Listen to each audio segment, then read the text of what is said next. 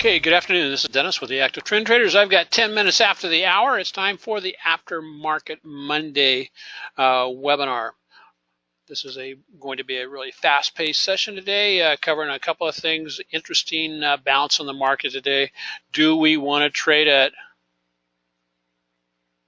Thanks, David. All materials we do present are for training purposes only. Traders should always paper trade any new method prior to the risk of their own personal capital. What's our objective for the Aftermarket Mondays? One is to provide timely, actionable intel at the beginning of each week so individual traders can at least have things on a watch list to be able to trade if they choose to, or at least do the analysis, do paper trading.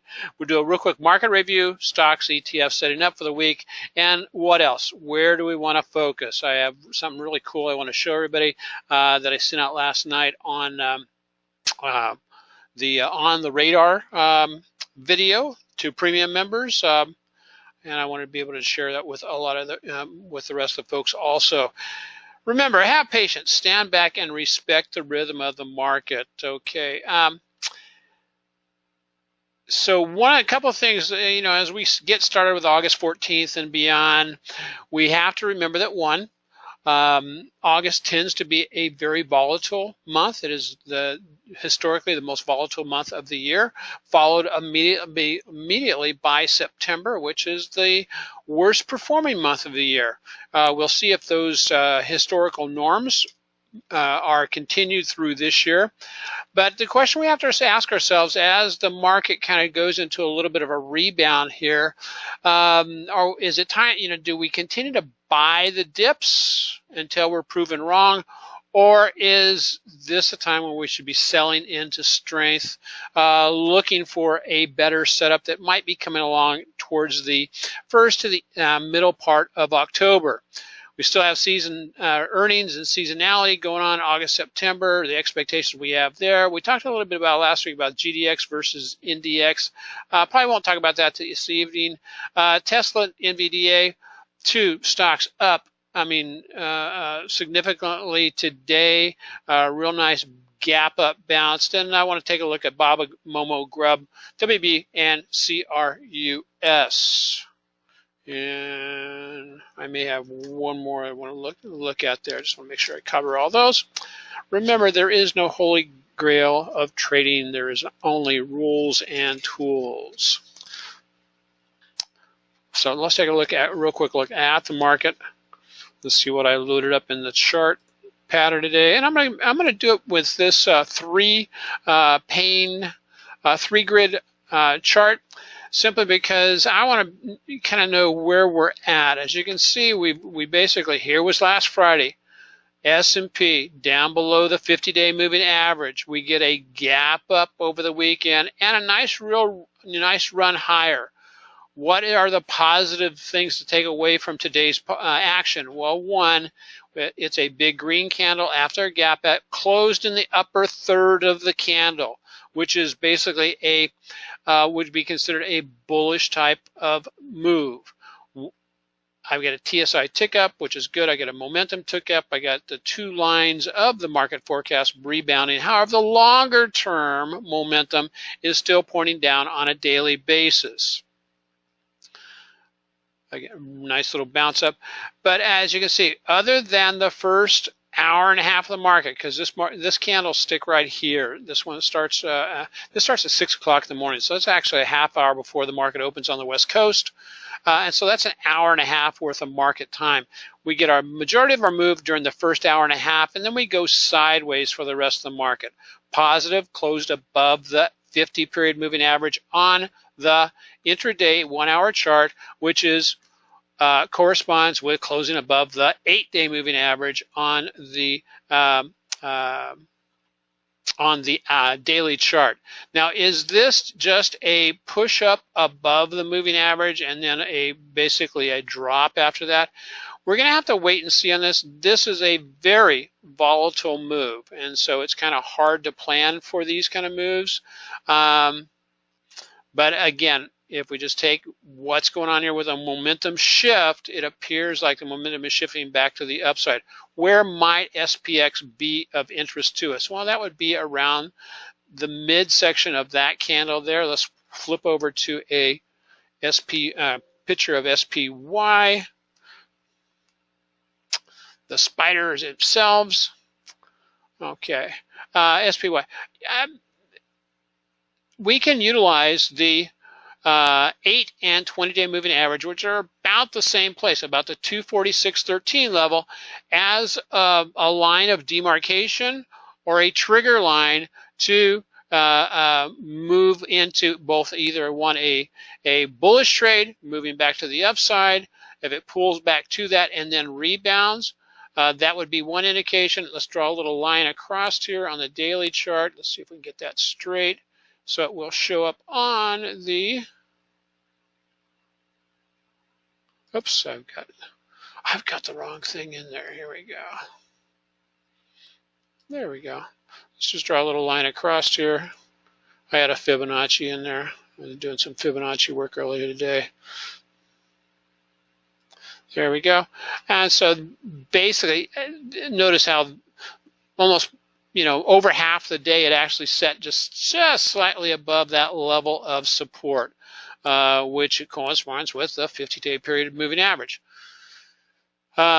Is that the bounce part? If we drop down below it, then moving back up through it would be a potential trigger to the long side, or also it could be just a flat trigger to the downside.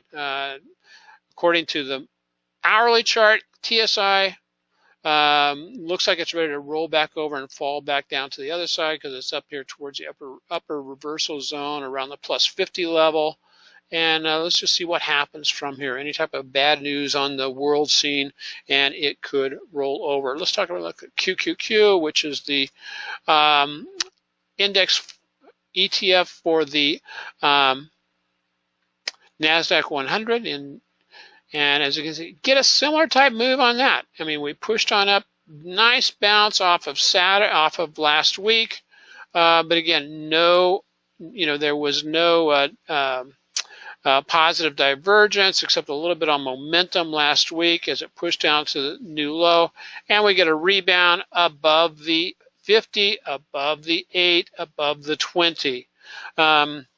That's one thing I was going back and doing some reviewing over the weekend concerning the aspect of how does the 20-day moving average or 21-day moving average come into play on the indexes or even on the individual stocks. Well, sometimes traders will take the 20, and if you get a close below the 20, they will basically say, hey, I'm going to stop trading pullbacks until the market proves itself again. And the way it proves itself is to get a couple of closes above the 20-day moving average. And 2021 depends on what a person's preferences are.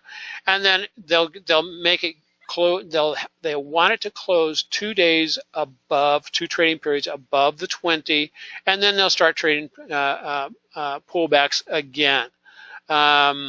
It's not a bad idea to have a rule like that. To keep us out of trouble. Anyway, TSI bouncing up, but I'm not sure if this is looking like it is a rebound type bounce or just a squeeze type bounce where we have been right back up into resistance and could anticipate a turn back around.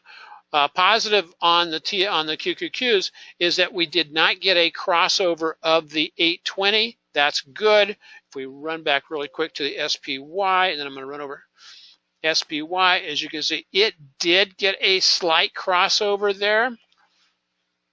And Russell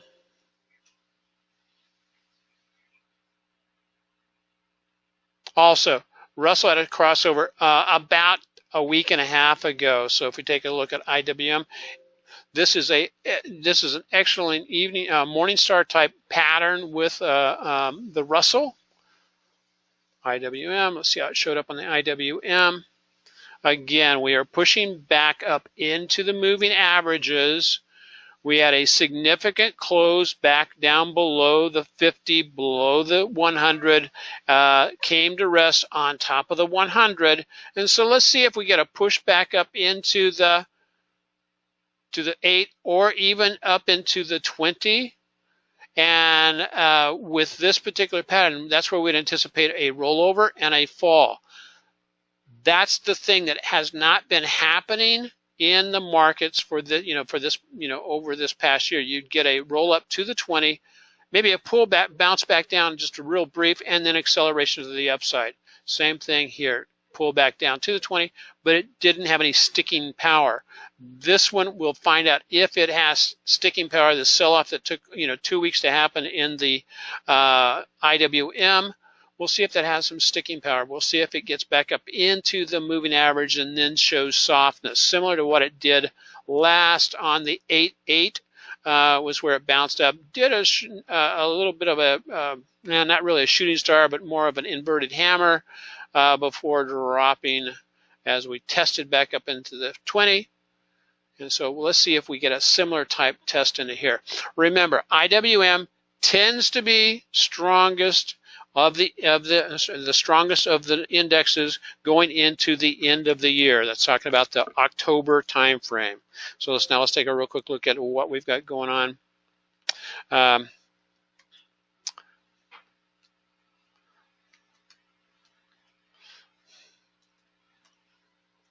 There we go.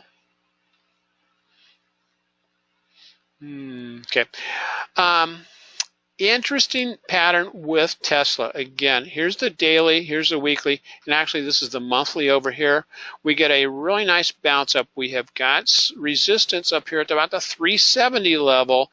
A lot of gaps up, down, and around. And I want to switch over to the daily on the intraday on this. I think, yeah, there we go.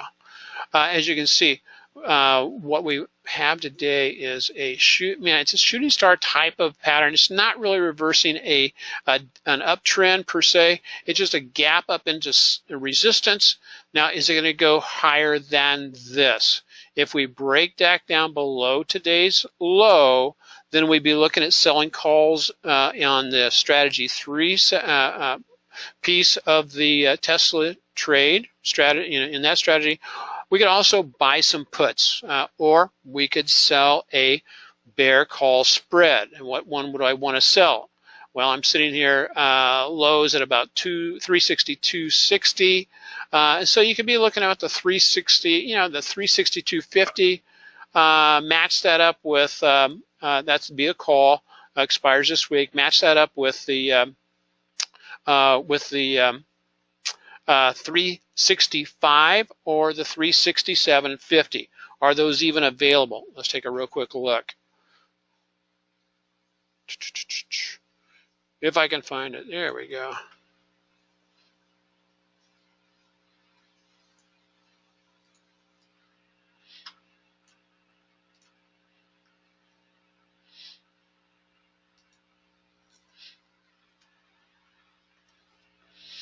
Okay, there's Tesla. Let's take a look at what we've got going here. This is the weekly. So if we had the, again, looking here at the, say the 362.50. And of course you could go above that, but 362.50, you also go up to the 365 and sell the 365, sell. Vertical 365. This is a $2.50 wide spread. I could get $1 for it right now. Don't know how much we can get for it tomorrow. If I pop it up to 370, we can get back $1.84. I'd like to get it closer to a 1-to-1 reward risk, but it's something to to say, okay, if we get a strong rollover, this would not be this would be an okay trade to do, even if we only got about $1.50 for it. But I would definitely put a real tight stop on it because I would not want it to run away from me more than a 1-to-1 type ratio. One of the other things I'll look at doing occasionally is, let's edit this real quick.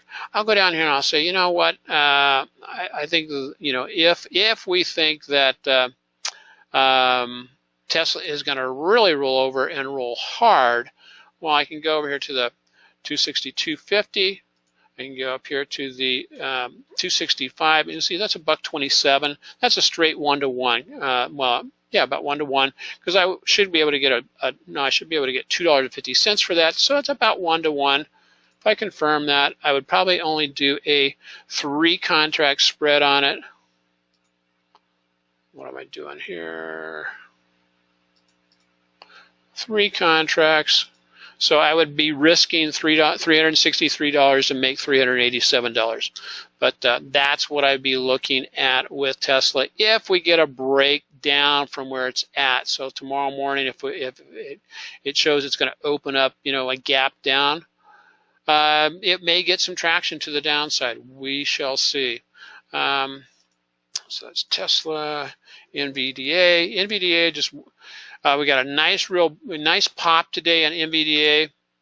I'm going to utilize the middle of today's candlestick as my line of demarcation for a potential entry into NVDA. If you're a premium member, I'll be looking at doing because we just went through earnings. It rebounded from earnings. The institutions just gave it a new upward price target, moved it from 180 up to 190. So it looks like we could still get a nice healthy move moving forward. In the September-October timeframe, or August and September timeframe, individual stocks can still do well, even though other entities are, you know, the indexes themselves are showing weakness. Momo got a nice bounce on Momo today after last Friday's hammer.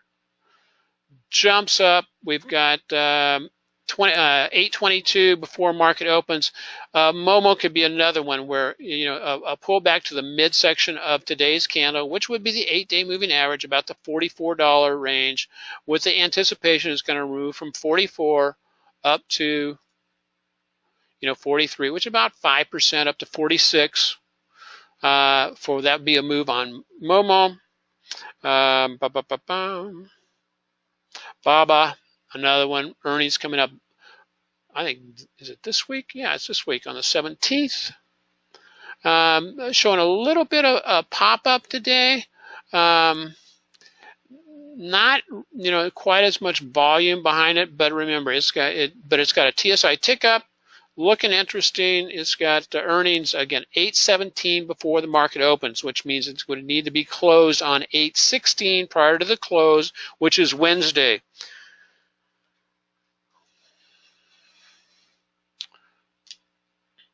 Grub is basically just consolidating here after, you know, blasting off after earnings.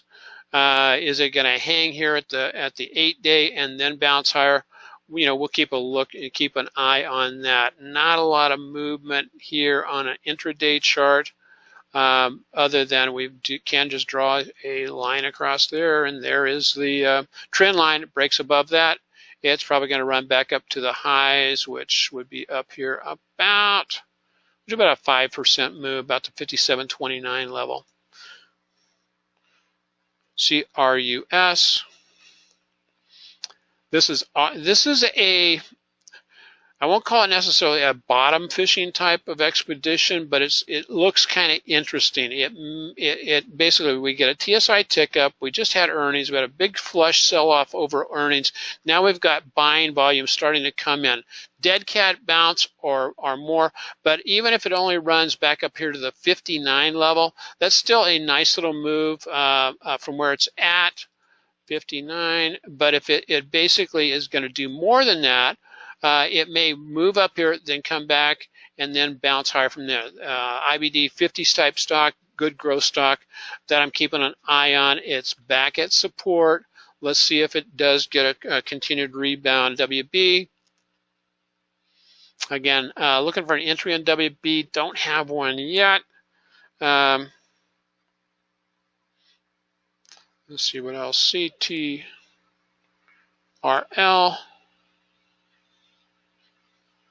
No. And PayPal. PayPal is just basically just doing a real nice posturing here between the 58 and 60 level, or maybe actually up to 61. We'll see if it bounces higher from there, but it's got a real nice stack on it, pulling back into the 8 and 20 day moving average. Let's see if we can get some buying volume come back in, and wait for it on the intraday chart to be down here at the oversold condition. So, okay, I think that covers basically everything that we wanted to cover today. And so I'll close off with that. Eric has a question on Monster drinks.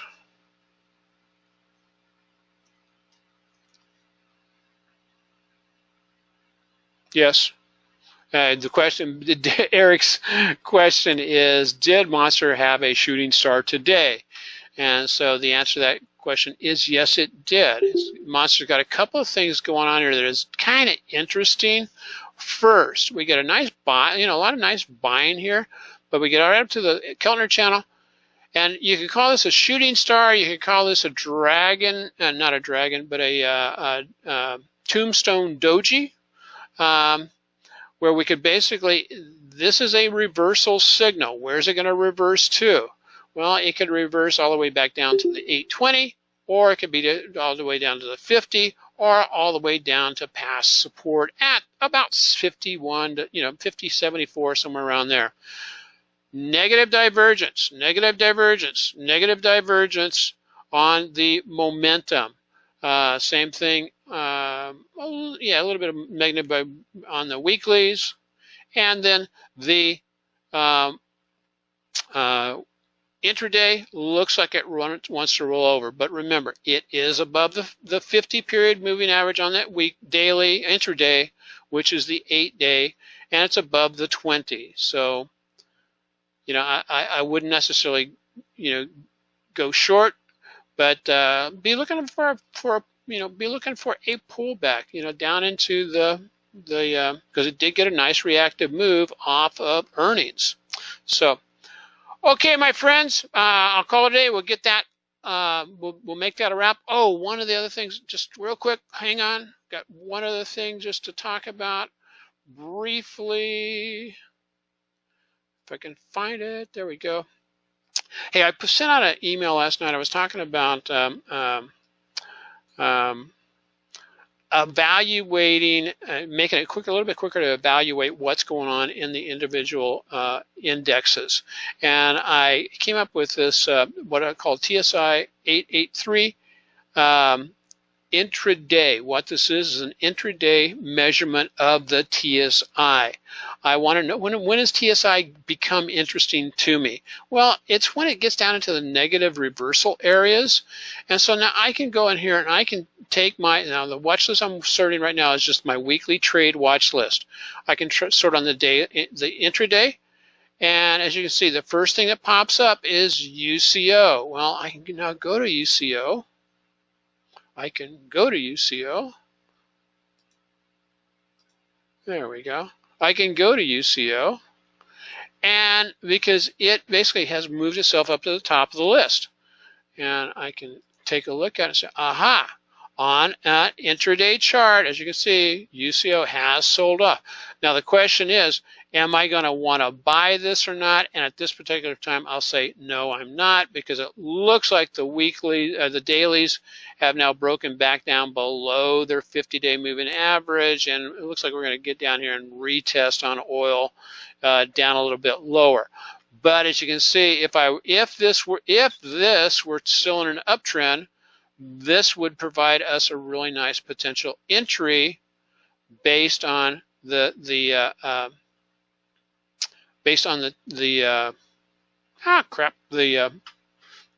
TSI. And so sorry about that. And then one of the other ones, and if I don't like that one, what I can also do is I can pop over here to the daily TSI.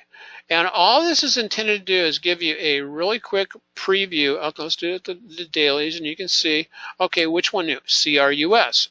on a daily TSI is down in the lower reversal zone. That might be one that's going to reverse more quickly. So I'm going to get back here. And then the other one is this one. It's called the market forecast, or MF. Let me show you, and I owe this one to Eric, who basically did the homework on pulling this one together. And what this is it's basically it takes the market forecast, the momentum, the near term and intermediate, and if it drops below 20, it will give me a signal. Now, I can have it check if all of them are in line or any of them are in line. I can do it on a daily or I can do it on an intraday basis. And so if I say all, I switch this to 1 hour chart, I apply it. If I'm not mistaken, I thought I should have, yeah, you would think that oh, here we go. Then I can go back and sort it, and look at here. It also shows me UCO. I have the market forecast also in a potential reversal area. So real quick, shake of a lamb's tail, I can really go through my whole watch list and have a great idea of what's going on with it. Let's roll in just a larger watch list real quick. Let's take the running list for last week. Okay, 165 stocks. And as quick as a bunny, look at this. It basically is already populated for me. I've got MFs on a intraday chart for Nutrisystem, MXL, and CPE. If I go to NTRI, do we have a trade? In particular one, I would say, well, no, not yet, but maybe it's coming. Don't have it on the daily chart. And or I can also just basically pop it up. Go back over here. I'm just going to modify this and make it go back into a daily chart. Do the same thing. I just run it, and it comes up with 1, and that's MDP. And I can go over here and I can check MDP. See the TSIs, negative, MDT. Now this is on a daily basis and does not look like, oh, okay, this could be going back into a place where it wants to pop and move higher. Anyway, I want to, again, between those three three different sorts, you can really hone through a very large watch list very quickly to get something that potentially gives you some trading capabilities. So I sent out earlier the link that would connect so you can build your own watch list that way, or build your own column with those indicators in it. If you'd like that, just send me an email and we'll basically forward those on. You got your copy of that, right, Eric? So, okay, sorry for running off a little bit, but I wanted to see that other. Wanted to let you see that other aspect of the watch list and the sorting, trying to make everybody's life easier as we move forward. Have a great rest of your Monday, and God bless everybody.